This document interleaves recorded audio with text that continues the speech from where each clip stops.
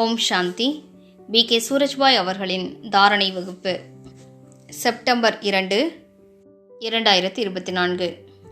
சுயம் பகவான் நமக்கு ராஜயோகத்தின் கல்வியை கற்பிக்க வந்திருக்கின்றார். இந்த ராஜயோகத்தினால் உங்களது ஜென்ம ஜென்மங்களின் பாவங்கள் அழிந்துவிடும் என்று கூறுகிறார். மேலும் நீங்கள் கர்மாதீத்த நிலையை அடைந்து விடுவீர்கள் என்கிறார். ஆனால் இந்த படிப்பும் மிகவும் அவசியமானது என்கிறார். இந்த ஞானத்தின் கல்வியால் தான் நீங்கள் ஸ்வர்க்கத்தின் எஜமானர்களாக ஆக முடியும் என்கிறார். சிலர் நினைக்கிறார்கள், நான் மிக நன்றாக யோகம் செய்கிறேன், 5-6 மணி நேரங்கள் யோகம் செய்கிறேன் என்கிறார்கள். ஆனாலும் படிப்பிற்கென்று தனிப்பட்ட முக்கியத்துவம் இருக்கிறது. யோகம் என்பது மிக உயர்ந்த விஷயமாகும். அதன் மூலம்தான் ஆத்மா பரிசுத்தமாகிறது, மேலும் கர்மாதீத்த நிலையை அடைகிறது. கர்மாதீத்த நிலை என்றாலே முற்றிலும் அழுக்கிலிருந்து விடுபட்ட நிலை, பாவக்கர்மங்களெல்லாம் முடிந்து போன நிலை, பரிசுத்த நிலை. ஆனால் பரிசுத்தமான பின்பு பலவற்றையும் ஆத்மாவிற்குள் நிரப்ப வேண்டியும் இருக்கிறதல்லவா?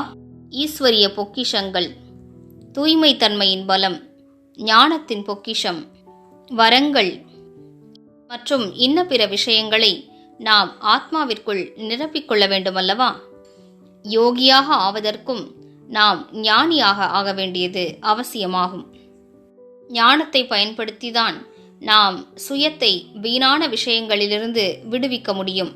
நாம் படிப்பில் கவனம் செலுத்தவில்லை என்றால் முரளியை எப்போதாவது கேட்டுக்கொள்ளலாம். எதற்கு வகுப்பிற்கு செல்ல வேண்டும் என்று நினைத்தால், அந்த முரளியின் ரசனையை அனுபவம் செய்யவில்லை என்றால் அனைத்து பொக்கிஷங்களாலும் எவ்வாறு சுயத்தை நிரப்பிக்கொள்ள முடியும்? இந்த ஞானத்தின் மூலமாகத்தான் நமது புத்தி தெய்வீகமாகிறது என்பதை புரிந்து கொள்ள வேண்டும். இதன் மூலம்தான் நாம் புத்திசாலியாகிறோம். வெளி உலகில் கூட பல புத்திசாலிகள் இருக்கிறார்கள். ஆனால் அவர்களுக்கு தெய்வீக புத்தி இருப்பதில்லை. பௌதீக படிப்பில் அவர்கள் புத்தி கோர்மையோடு இருக்கலாம். சிலருக்கோ சூழ்ச்சி செய்யும் புத்தி இருக்கிறது. சிலருக்கோ தவறுகள் செய்வதற்கான புத்தி இருக்கிறது. சிலருக்கோ ஏமாற்றுவதற்கான புத்தி இருக்கிறது. சிலரிடம் நல்ல பணம் சேர்க்கும் புத்தி இருக்கிறது. ஆனால் இந்த ஈஸ்வரிய படிப்பினால் கிடைப்பதோல் நல்ல புத்தி, தெய்வீகமான புத்தி, தூய்மையான புத்தி, சூக்ஷ்மமான புத்தி. எனவே நாம் அனைவரும் தன்னைத்தான் பாரஸ் புத்தியுடையவராக ஆக்கிவிடுவோம். படிப்பிற்கு மிகுந்த மகத்துவம் இருக்கிறது. நாம் அனுதினமும் சேவை நிலையத்திற்கு சென்று பாபாவின் முரளியை கேட்கிறோம் என்றால் நமக்குள் விசேஷமான சக்தி நிரம்பி விடுகிறது. இதன் மூலம் நமது எண்ணங்கள், சிந்தனைகள் உயர்ந்து விடுகின்றன. மேலும் முரளியிலிருந்து நமக்கு பல விஷயங்களுக்கான, பல பிரச்சனைகளுக்கான தீர்வுகள் கிடைத்து விடுகின்றன. எதிர்மறையான சிந்தனைகளை கூட முரளியின் சிந்தனையால் நேர்மறையாக மாற்றிவிடக்கூடும். எனவே நாம் அனைவரும் படிப்பின் மீது மிகுந்த கவனம் செலுத்த வேண்டும். நாம் அனைத்திலும் உயர்ந்த தேர்வை நோக்கி சென்று கொண்டிருக்கிறோம். அதற்கான படிப்பை படித்து கொண்டிருக்கிறோம்.